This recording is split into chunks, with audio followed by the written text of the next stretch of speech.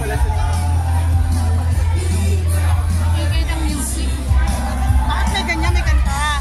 Bakit napakahalaga nito sa Sylvia sa kabila? Napakahalaga dahil kailangan ko ipagmalaki ang mga angels sa mga batang with Down syndrome. At gusto ko, sinasabi ko, I want them to be seen. Alam mo yun, kailangan na nilang makita natin lahat kung ano ang kaya nila. Kasi sanay lang tayong hinusgan sila. Alam mo yun, hinusgan sila. Yung kapasidad nila, pinapayot natin. Gusto kong ipakita sa tao na kung anong kaya nila, like ang akin, kaya natin, kaya din nila. At totoo lang, so, ayoko mag-iwan. Ayoko sabihin na, okay, ganito sila. Panoorin nyo na lang po kung anong kaya ng mga batang with Down syndrome. Sa December 25, I'm perfect. Ilang kids po sila already? 10 silang dance. Bida, dalawa, tapos barkada, walo. Pero yung kaklase nila, autistic, ganyan, tapos merong cerebral palsy. Ate, So lahat to. Kaya please, supportahan niyo po kami dito sa pelikulang po para po sa mga batang kailangan na pong makita at maramdaman po natin. Hindi lalaitin, hindi i-judge, bagkos maging open tayo sa kanila. Maniwala kayo. Ang galing-galing. Ate, kaya nila. ano po yung nag-inspire sa inyo para po gawin itong pelikula? So, relate kami. Okay, ang nag-inspire nito kasi bata pa ako, ang best friend ko talaga, Down syndrome. Okay. Then, ang meron akong pamangkin na Down syndrome, meron akong pamangkin na cerebral palsy. So, sabi ko isang araw, gagawa ako ng pelikula para sa kanila. Kailangan sila ipagmalaki sa buong mundo. Okay. Nakaya nila. Bakit gano'n kaka-emotional kanina, Miss Sylvia? Ha? Bakit gano'n kaka-emotional? Kasi yung pinagdaanan namin dito, last year pa, na talagang ang daming nagtatanong, kaya nyo ba? Kaya ba nila? Magaling ba sila? Ba't kayo magtitiwala? So talagang sabi ko, hindi, kaya nila yan, kaya nila yan. Meron na nga pong magaling na directors. At so ngayon, si Direk Sigrid nga. Yes.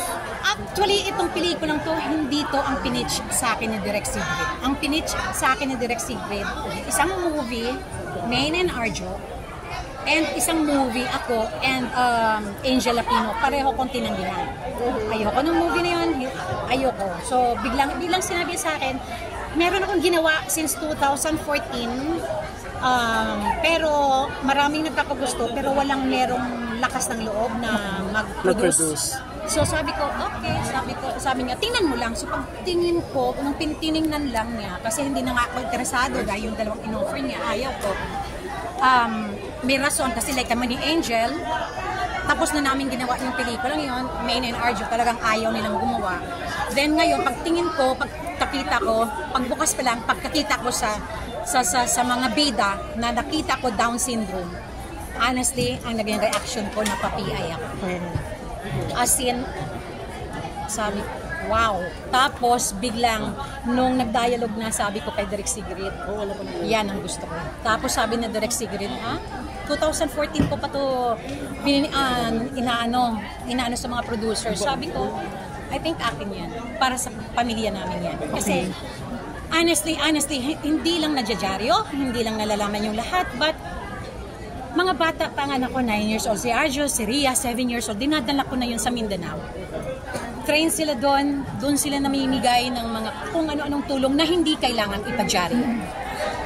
Ito yung mga advokasya ng mga anak ko, ng pamilya na hindi nyo alam kasi hindi namin pinapadyaryo. Bakit kailangan ipadyaryo? Kasi once tumulong ka, hindi mo kailangang ipagmalaki. Ang tulong ay hindi dapat pinagsasakit. Para yun sa amin. So, yung mga kaibigan ko na mga special kids, nung bata pa ako, elementary, high school, naging barkada nila. Then, nagkaroon nga ako ng pamilya na pangapamangkin na special din, Down syndrome at cerebral palsy. At hanggang ngayon, may alaga kami sa bahay sa Mindanao. When in fact, ang HQ po ni Kong Arjo, ang nag-aano po sa kanya, ang tagalinis po doon at nandun sa tabi niya lagi, isa pong Down syndrome. Yun po yung mga hindi niyo alam. Kaya ginawa to. Actually po, gusto ko pong sabihin, hindi nyo nakikita. Pero ang totoo po, ito po ang tunay na puso ng mga Atayda. We have to go. Salamat po. Salamat. Thank you. Thank you, thank you. Ate Biang, thank you, Biang.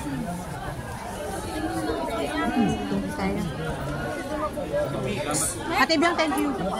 Thank you po. Mga bata. Okay, workshop, audition muna, tapos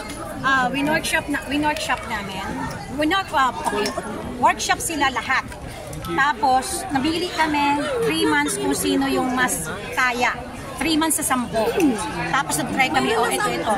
Tapos, solo-solo, workshop namin. Then finally, butuhan po kami ng sino yung karapat na. So, yun ang nangyari. Talagang nabuo and maniwala kayo. Lorna Tolentino, Janice de Belen, Joey Marquez, Tonton Gutierrez, si Jan, ako, Joel Saracho, Viveka Ravales, lahat kami dito, Mike Solomon, lahat kami dito. Masasabi ko ang galing ng mga senior stars. No more follow-up, guys. Ang galing ng mga senior stars, ang galing po nila lahat. Ang galing, wow, Lorna, Janice, ang galing. Pero masasabi ko po, known ng mga bata. Ang pelikulang to, inangkin nila. And, panoorin nyo yan. Yan po. Thank you. Ate, thank you, ate. Thank you. Thank you ha, pasensya na kayo. Salamat. Ha?